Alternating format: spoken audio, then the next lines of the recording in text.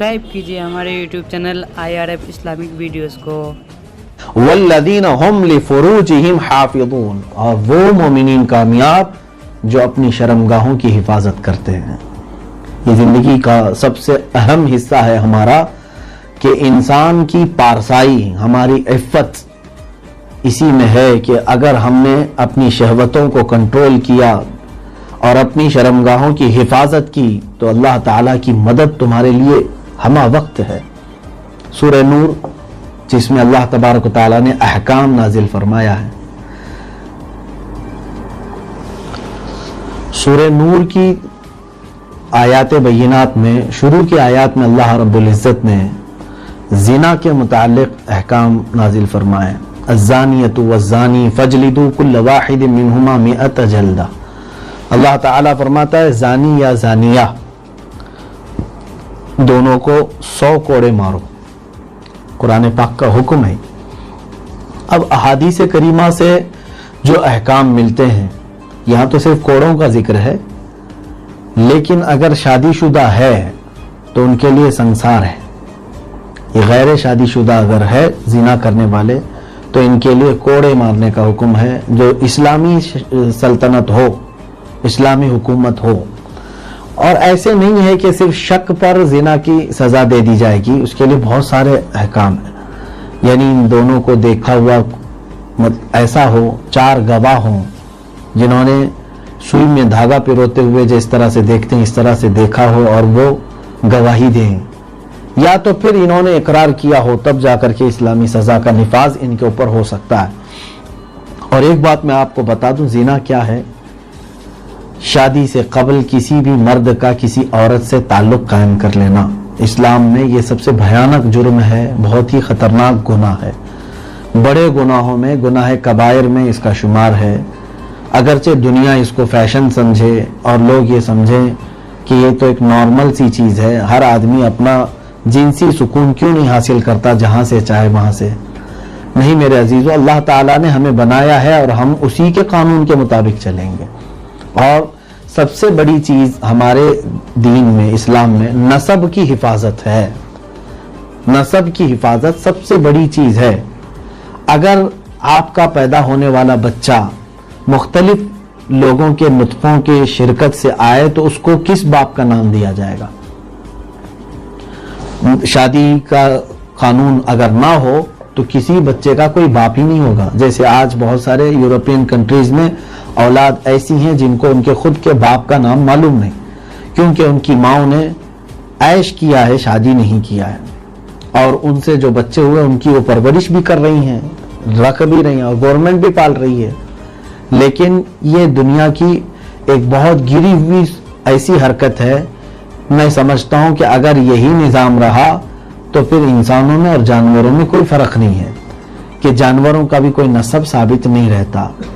यहाँ पर अल्लाह तबारक व तआला ने हमें जो दीन अता फरमाया है, इसमें औरत की तहारत, पाकीज़गी, इफ़्फ़त और साथ ही हमारे नसब की हिफाजत, ये बहुत ही अहम चीज़ें हैं हमारे पास। और फिर उसके अलावा दुनिया आज नई तहकीकात से ये भी बता रही है कि औरत को अल्लाह ताला ने जिस तरह से बनाया है, उस औरत के साथ अगर एक मर्द ताल्लुक कायम रखा है तो ये नेचुरल है, उसके लिए नेचुरल है, कुदरती तौर पर है। लेकिन वही औरत अगर एक मर्द से ज्यादा लोगों से अपना जिनसी ताल्लुक रखती है तो बीमारियों के बढ़ने के अंदेशे 90% से ज्यादा हैं।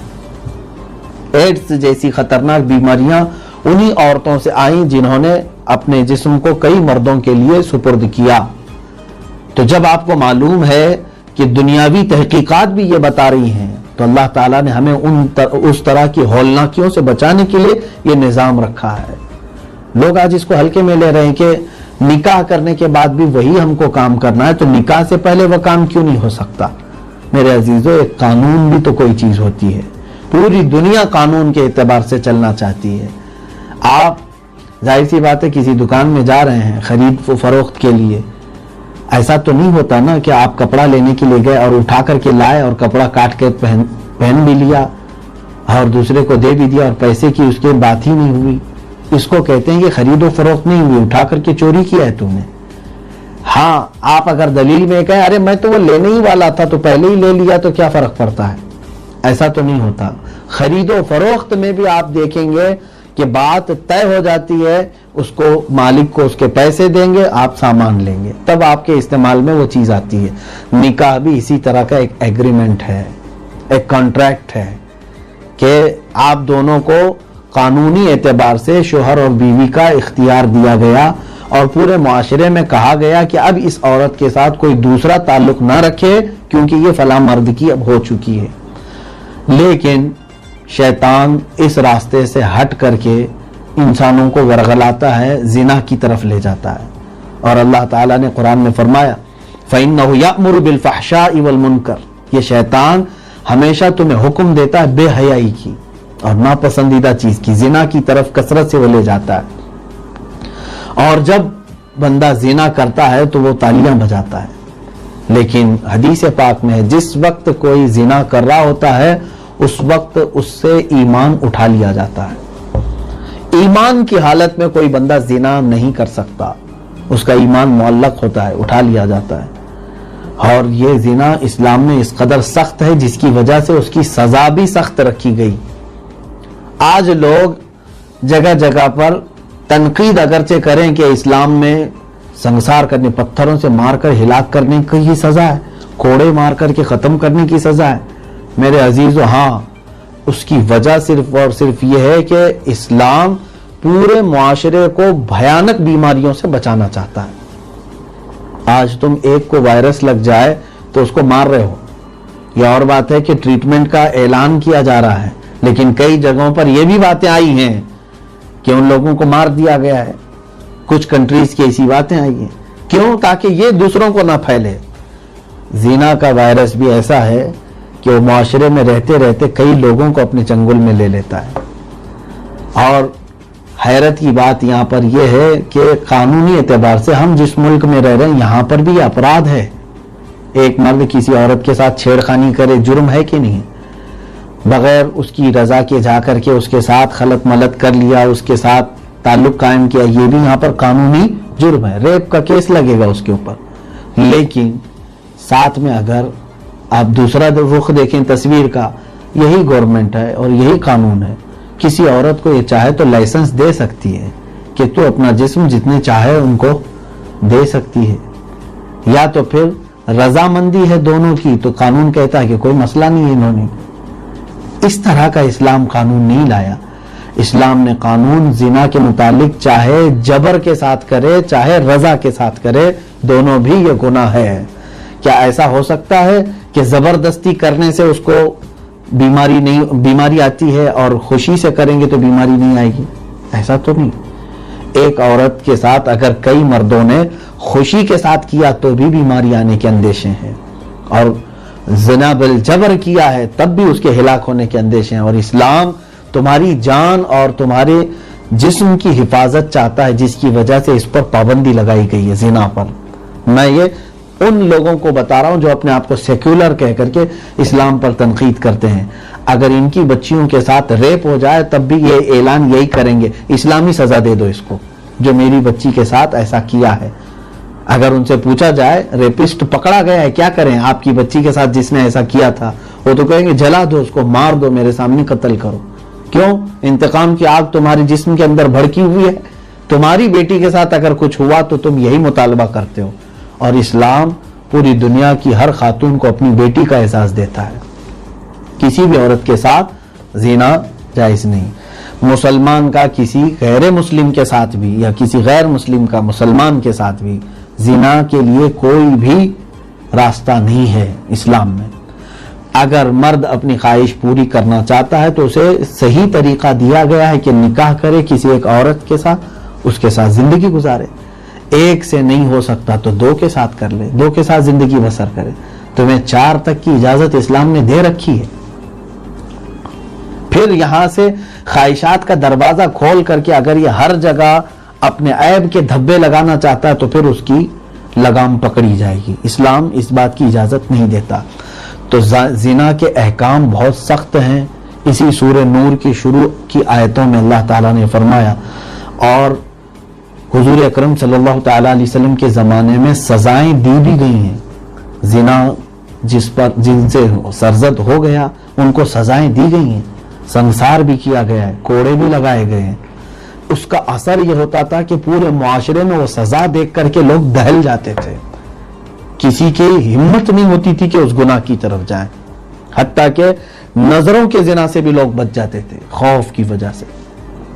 आज कानून इतना सख्त हो तो आप देखें इस तरह के भयानक जराइम नहीं होंगे। आज जिस तरह हमारी बच्चियां सेफ नहीं हैं, बाहर निकलने के बाद क्या होता है पता नहीं। हिंदुस्तान में तो खास तौर पर रेप के केसेस रोजाना रजिस्टर होते हैं, रोजाना होते हैं। क्या आप नहीं देखते न्यूज़? 8 साल की बच्चियों के साथ, 10 साल की, 15 साल की बच्चियां, नाबालिग बच्चियों के साथ भी ये रेप के केसेस। पूरी दुनिया ने एड़ी चोटी का जोर लगाया है हमारे तमाम माहौल को, हमारी आइडेंटिटी को, इस्लामी कल्चर को पूरे तौर पर ख़त्म करने के लिए। ना पर्दा होना चाहिए, ना सतर का छुपा हुआ होना चाहिए, क्योंकि ये इसी के खिलाफ पूरा का पूरा एक महाजाराई चल रही है, माइंड प्रोग्रामिंग चल रही है। लोगों को नंगा करके स्क्रीन पर दिखाना आज एक फैशन नहीं है, मर्दों को भी और औरतों को भी, और हमारे बच्चे भी इसमें बहुत सारे ये समझ रहे हैं कि ये एक फैशन है, जीने का तरीका है। बेहयाई को आम करके आज लोग ये समझ रहे हैं कि ये एक फैशन है, न्यू कल्चर है। यहीं पे अल्लाह ने फरमाया जो बेहयाई से नहीं बच सका तो फिर तुम समझ लो तुम कामयाबी की तरफ आ भी नहीं सकोगे। अल्लाह की मदद जिन मोमिनों के लिए है उसमें अल्लाह ने ये फरमाया जिन्होंने बेहयाई से अपने आप को रोका है।